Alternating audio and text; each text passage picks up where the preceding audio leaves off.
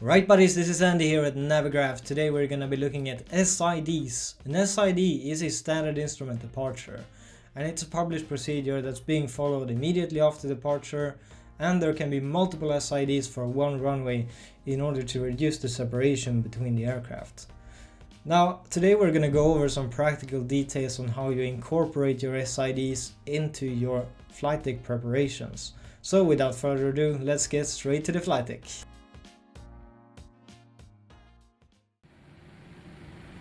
Right, so we're in the middle of the flight deck preparations here, and we have reached the route page in the FMC, as you can see. So at this point I want to bring up my Navigraph charts application and start by selecting flights and either create a flight or we pick a flight that we already have. I'm gonna pick this one from Palma de Mallorca to Malaga.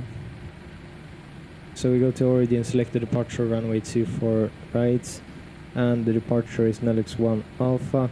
Arrival is going to be Gonza 2 Zulu, and the approach is Nihilus Zulu to runway 31 at Malaga. So now we got a complete routing below the menu bar, as you can see, that we can put into the FMC. So we just go from top to bottom here, Palma to Malaga, runway 24 right.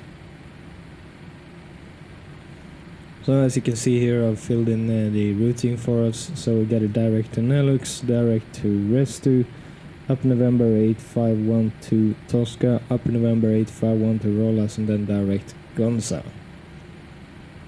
Cool, so we want to go to the departures page now and select the departure. We have runway 24 right, that's going to filter out the departures for 24 right, Nelux 1 Alpha.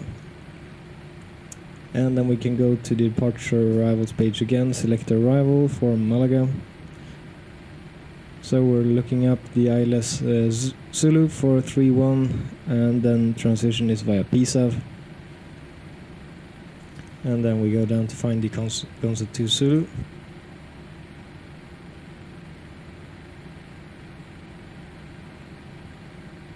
So now let's have a look in the route page here.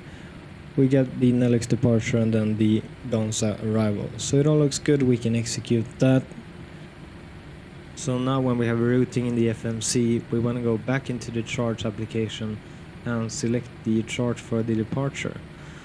So we have the Nelix 1 Alpha departure here, as you can see, and when we read the charts we always want to read from top to bottom in order to not miss out any important information.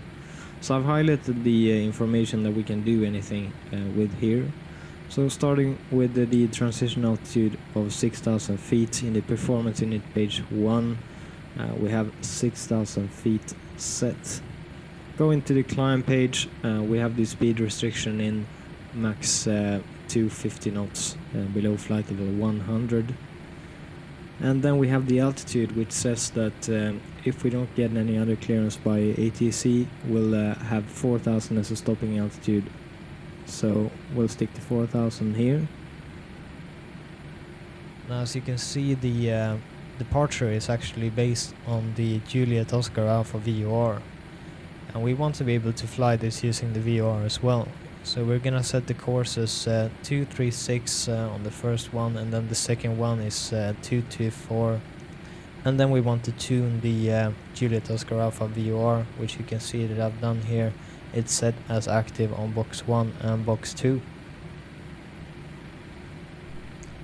So what we have done now is that we have set up the plane so that if we lose any of the points in the FMC, we will still be able to fly this departure using the VORs. And I'll come back to this later on in the departure as well. So the last step here is to check the points that we have in the FMC reflect what we have on the chart.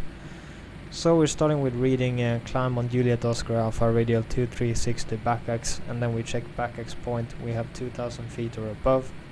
Then we check it in the FMC, backax 2000 feet or above is there. And then direct to Eduli, which is checked, and left heading 171 is checked as well. And then intercept Juliet Oscar Alpha radial 224 to Nelix is also in the box.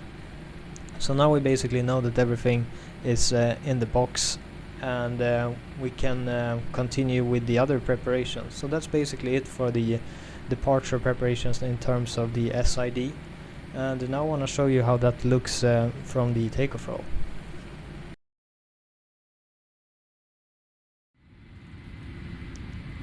Right, so we're accelerating down the runway here, and I want you to look at the FMA, the flight mode annunciator panel, where it says LNAV.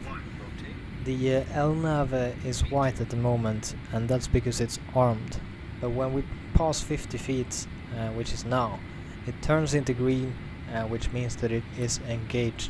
So now we're following the LNAV track, bringing up the landing gear, and the LNAV track here we will follow throughout this whole SID. So engaging the autopilot here. Now we're also flying this departure in VNAV. So what the VNAV will give that the other modes like level change doesn't do is that it actually takes into account the values that we have put in the FMC, like hard altitude restrictions, for example. Now we had one altitude restriction here, which is 2000 feet or above at back-ax point. As you can see, that will be no problem for us on this flight. But sometimes there are at or below restrictions, for example, and those can be very important to adhere to. As you can see here, the VNAV has bugged the speed for us in order to be able to retract the flaps and accelerate. As you can see, when the flaps are fully retracted, we will be bugged to 250 by the VNAV, and that is because we put in the beginning of this video max 250 below flight level 100.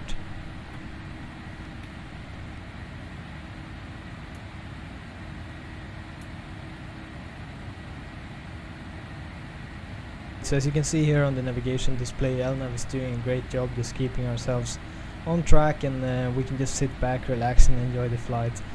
But if we would have been using VOR only, that wouldn't have been a problem either, because all the points here are defined by a distance and a course from the VOR Juliet Oscar Alpha. And as you can see in the bottom left and right corner, we have the distance, and the courses we have already preset in order to ease our workload. So that's basically what we need. Right, so that was a little bit about the SIDs. Hope you enjoyed the video. If you did, give it a thumbs up. Also, if you want to see more content from us, follow us on Instagram and subscribe to our YouTube channel. Until next time, take care. See you. Bye.